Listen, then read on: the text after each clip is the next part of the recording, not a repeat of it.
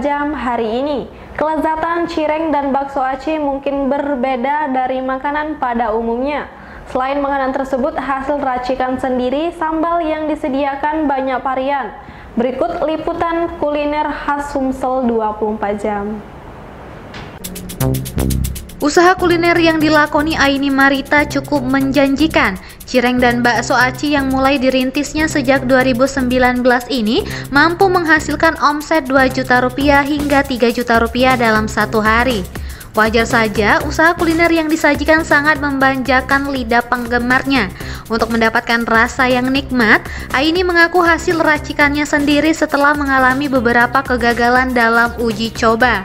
Dari hasil racikan wanita berhijab ini, cireng dan bakso memiliki tekstur yang lembut namun crispy di luar. Ditambah olahan tersebut tanpa menggunakan bahan pengawet. Untuk harganya pun sangat murah, seperti cireng dijual Rp10.000 per bungkus dengan isi 15 buah plus sambal dengan varian 5 rasa yakni original, keju, pedas, udang, serta ayam mercon. Sementara bakso aci hanya Rp15.000 per bungkus, kemudian ada seblak seharga Rp10.000, lalu ada cibun atau cireng bunting seharga Rp20.000 per bungkus isi 10 buah dengan varian isi ayam pedas, ayam kari, dan ayam original. Di Papa House ini satu bungkusnya isi 15 cireng dan udah ada bumbu cocol. Ini cireng kuah, ada bumbu tumis khususnya dari kami, produksi kami, jadi tinggal dibuat aja kuahnya kayak mie instan. Dia cireng isi. Cireng isi ini ada 3 varian, ayam pedas, ayam ori, dan ayam kari. Satu bungkusnya harganya cuma Rp20.000, isinya 10 biji. Penasaran dengan rasanya? Buruan kunjungi Instagramnya @fafa.house atau WhatsApp di nomor 0852 7557 7737. Reporter dan juru kamera Ella Sulistiana, palfresh.com. Pemirsa, Wakil Wali Kota Palembang Fitriyanti Agustinda menjalani suntik vaksin tahap kedua di Rumah Dinas Wali Kota Palembang di Jalan Tasik. Vaksinasi Sinovac yang dilakukan orang nomor 2 di Palembang ini bersama 100 wartawan yang bertugas di pemerintah Kota Palembang. Sejumlah wartawan dari berbagai media yang bertugas di Pemkot Palembang ikut menjalani vaksinasi Sinovac awal pekan kemarin. Setidaknya ada 100 wartawan divaksin bersamaan dengan vaksinasi kedua Wakil Wali Kota Palembang, Fitriyanti Agustinda. Kegiatan vaksinasi ini sendiri langsung dipantau Wali Kota Palembang Haji Harnojoyo. Dia di sana Wali Kota bersama Sekda Palembang memberikan dukungan kepada awak media untuk berpartisipasi memutus rantai penyebaran COVID-19. Sementara itu, Wakil Wali Kota Palembang Fitriyanti Agustinda mengaku sengaja melakukan vaksinasi tahap kedua ini bersama dengan para wartawan. Bagi Fitri, vaksinasi untuk wartawan ini memang sangat diharapkan karena profesi wartawan cukup berpotensi terpapar COVID-19. Reporter dan juru kamera Dian Cahyani Fitri, palfresh.com. Setelah sempat gagal pada 2019 lalu, Kejaksaan Negeri Musi Banyuasin kembali mencanangkan zona integritas menuju wilayah bebas dari korupsi. Pencanangan dilakukan sebagai upaya mewujudkan bebas KKN serta peningkatan pelayanan publik. Kejaksaan Negeri Musi Banyuasin kembali mencanangkan zona integritas menuju wilayah bebas dari korupsi untuk kedua kali. Seperti diketahui, Kops Akdiaksa ini sempat gagal mewujudkan zona integritas pada tahun 2019 lalu.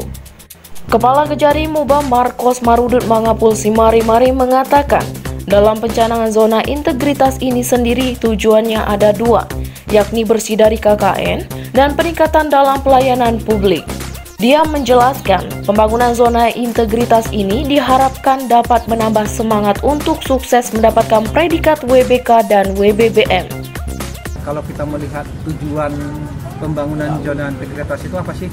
Karena itu ya, tujuannya itu ada 2. Pertama, bersih dari KKN. Kedua, peningkatan kualitas pelayanan publik. Yang 2 itu paling tujuan utamanya. Nah, ada beberapa hal yang harus kita lakukan, mulai dari katakanlah membuat quotes kata-kata bijak untuk menumbuhkan semangat bekerja. Sementara itu, Bupati Mubah, Dr. Haji Dodi Reza Alex Durdin mengatakan, pencanangan ini sebagai bentuk komitmen Kejari Mubah dalam mewujudkan WBK dan WBBM.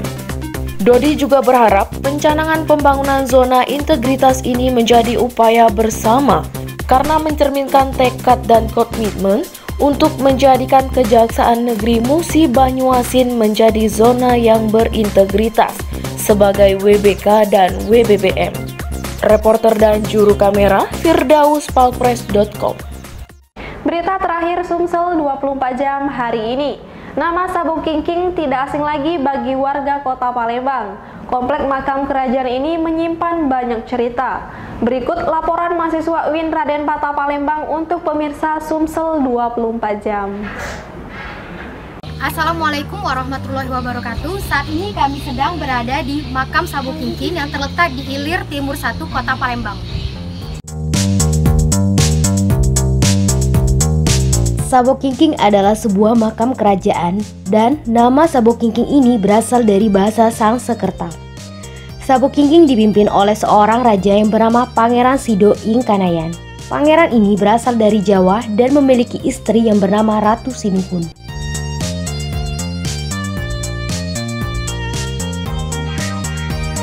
Di kompleks pemakaman Sabung Kingking terdapat 41 makam, diantaranya adalah makam Ratu Sinuhun, makam guru serta suaminya, dan terdapat pula makam seorang panglima besar yaitu Panglima Ki Abdurrahman. Umumnya yang ngajar ya, itu lubanannya bawa itu ya gitu. Memang kalau kalian mau ngajar lah, ya mengajar sama Allah, kami cuma nyampaikan ajaran, ya pantang. Tapi jangan dikategorikan pasti kan, hanya sama dan dorongan. Pucuk, naik lah. Berarti dari bawah dulu kan berarti ya, pucuk. Berarti dari panglima ke ratu. Ya. Kalau pucuk aja lah pucuk. Ada yang butuh, ada yang sana. Demikianlah liputan kami, semoga bermanfaat. Saya Septi Cahyani selaku reporter dan juru kamera Pria Harapan melaporkan. Demikianlah berita Sumsel 24 jam hari ini. Bagi pemirsa yang ingin tempatnya dikunjungi atau diliput tim Sumsel 24 jam, silakan tulis di kolom komentar.